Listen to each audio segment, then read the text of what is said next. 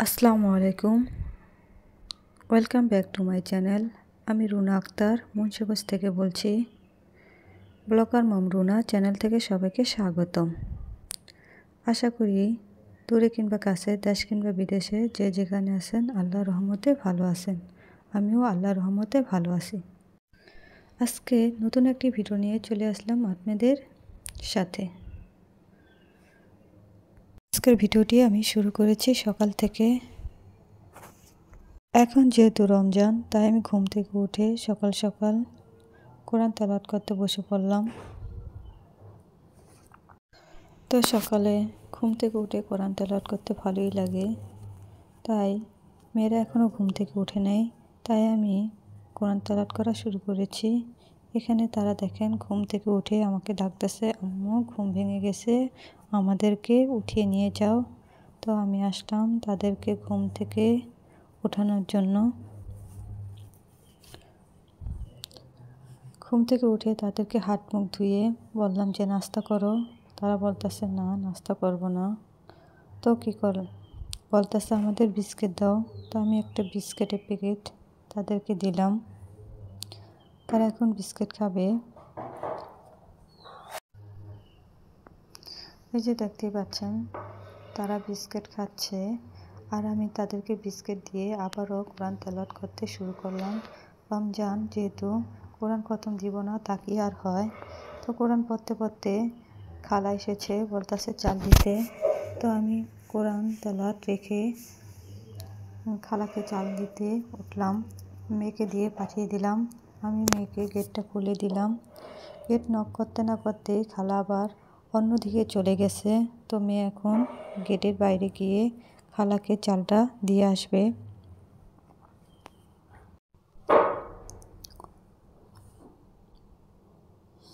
তো খালাকে চালটা দিয়ে মেয়ে আবার চলে আসলো।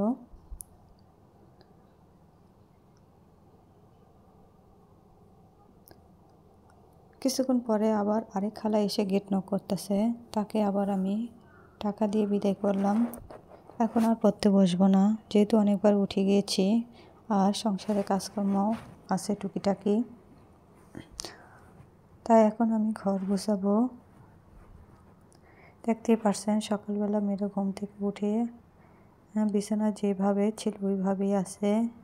তাই এখন আমি ঘরে টুকিটাকি গোছানো কাজগুলো সেরে নিব। যেহেতু রমজান এখনও রান্না বাড়া নেই, তাই একটু আস্তে ধীরে কাজকর্ম করি। এখন আমি কম্বলগুলা ভাঁজ করে রাখবো না, আমি কম্বলগুলা ছাদে রৌদ্র দিয়ে আসবো। এই শীতে আমি কিছুদিন পর পরই ছাদে কম্বল রৌদ্র দিয়েছি, কারণ আমার শাশুড়ি ছাদে কম্বল রৌদ্র দিলে গরম কম্বল অনেক পছন্দ করে। তাই আমিও কয়েকদিন পর পরে ছাদে কম্বল নিয়ে রৌদ্রে দিয়ে আসতাম। তো আজকেও সেম কাজ করলাম। কম্বল দুটো আমি ছাদে রৌদ্রে দিয়ে আসলাম। আর ছাদে প্রচুর রৌদ্র, দেখতেই পারছেন কি পরিমাণে রৌদ্র উঠেছে। তো কম্বল দুটো দিয়ে আমি আর বেশিক্ষণ লেট করলাম না, যেহেতু ছাদে প্রচুর পরিমাণ রৌদ্র, তাই নেমে এসে পড়লাম রুমে। তো রুমে এসে আমি গেটটা আবারও লক করে দিলাম। এখন আমি সংসারে টুকিটাকি কাজগুলো করে নেব গোছানো, যে আমি এখন বিছানাটা সুন্দরভাবে গুছিয়ে নিব। যে যেখান থেকে আমার ভিডিওটা দেখতেছেন, দেখতে দেখতে একটি লাইক করে দিবেন, আর ভিডিওটি কেমন হয়েছে একটু কমেন্টস করে জানাবেন। আর এখনও সাবস্ক্রাইব করেন নাই, প্লিজ একটু সাবস্ক্রাইব করে পাশে থাকবেন। আর এই কাজটি যারা এগুলো অলরেডি করে ফেলেছেন তাদেরকে অসংখ্য ধন্যবাদ। তো বিছানা গুছিয়ে আমি চলে আসলাম আমার শোকেসটাকে একটু পরিষ্কার করার জন্য। হালকা ধুলাবালি পড়ে, তাই একটু আমি শোকেসের আয়নাটা পরিষ্কার করে নিচ্ছি।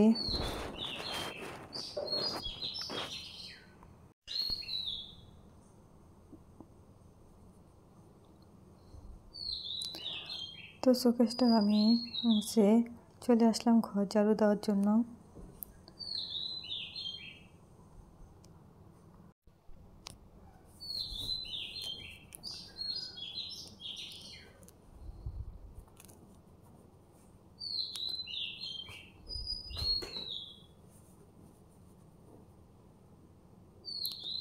আমি আমার ঘরটা ঝাড়ু দিয়ে পাপোশটা বিছিয়ে গেটটা লক করে দিলাম। দেখতে পাচ্ছেন আমি আমার ঘরের টুকিটাকি গুছানো কাজগুলো সেরে নিয়েছি। এর মধ্যে গোসল করে নামাজও দাঁড়িয়ে গিয়েছি।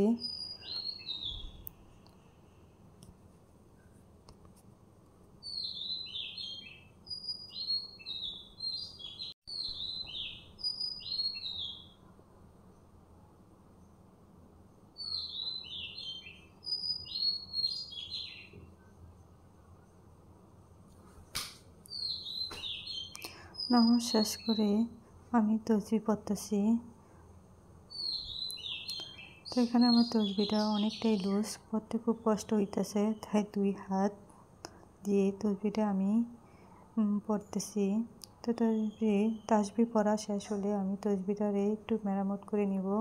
যে এখানে যে সুতোটা ছিল তা অনেকটাই লুজ ছিল, তো আমি একটু বুদ্ধি করে সুতাটা একটু টান দিয়ে গিট দিয়ে দিলাম। এই যে দেখতেই পারছেন এখন তাসবিহটা অনেকটাই ঠিক হয়ে গেছে। এখন পড়তে অনেকটাই ইজি হবে, আগের মতো প্রবলেম হবে না। দেখতেই পাচ্ছেন অনেকটা ইজিভাবে এখন পড়তে পারতেছি, কিন্তু এরকমটা ছিল না। তাই নামাজ পড়ে এখন আমি আবার একটু কোরআন তেলাওয়াত করে নিব।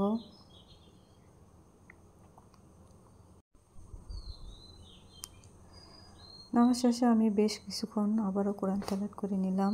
কোরআন তেলাওয়াত শেষ করে প্রায় বেজে গিয়েছে 3টা বাজে, তাই আমি রান্নার কাজে চলে আসলাম। তো ফ্রিজ থেকে আমি এখানে মাছ নামিয়ে ভিজিয়ে নেব।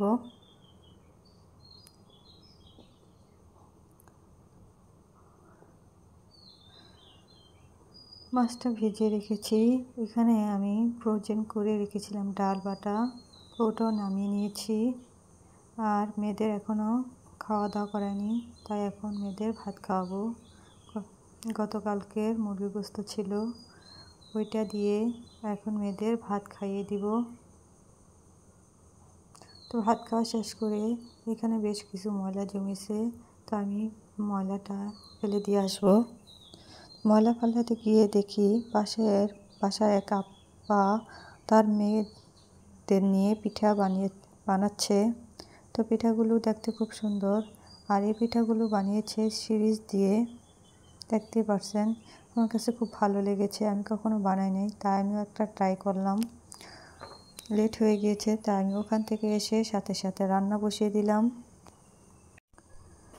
আজকে আমি দুপুরে বিশেষ তেমন কিছু রান্না করব না।